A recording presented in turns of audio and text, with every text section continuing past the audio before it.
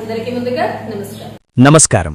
శాసన సమితిలో media accreditation కార్డుల అంశంపై మంత్రి పొంగులేటి శ్రీనివాసరెడ్డి స్పష్టమైన ప్రకటన చేశారు.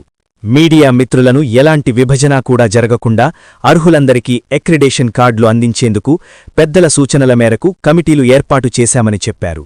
జర్నలిస్టులకు ఇండ్ల స్థలాలు కేటాయించేందుకు చిత్తశుద్ధితో పనిచేస్తున్నామని, న్యాయపరమైన చిక్కులు రాకుండా ముందస్తు జాగ్రత్తలు తీసుకుంటామని తెలిపారు.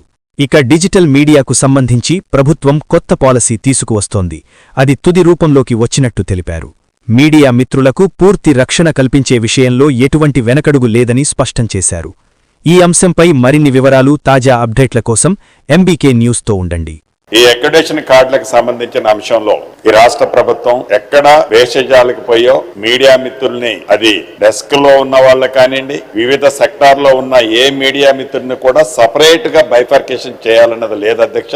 అందరికీ ఏదైతే అక్రిడేషన్ కార్డులు ఇచ్చేది ఏదైతే ఉందో జెన్యూన్ గా అందరికీ ఇవ్వాలన్నది గౌరవ పెద్దల సూచనలతో ఒక కమిటీని ఆల్రెడీ చేశాం.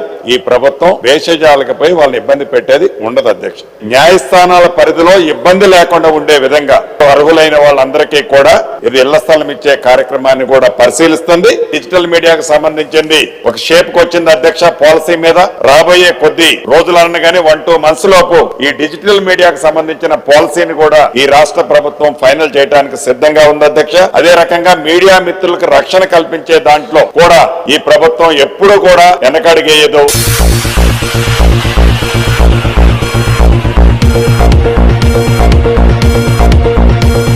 24/7 చూస్తూనే ఉండండి ఎంబీకే న్యూస్. ఈ వార్తలు ఇంతటితో సమాప్తం. తిరిగి మళ్ళీ మరో న్యూస్ లో కలుసుకుందాం.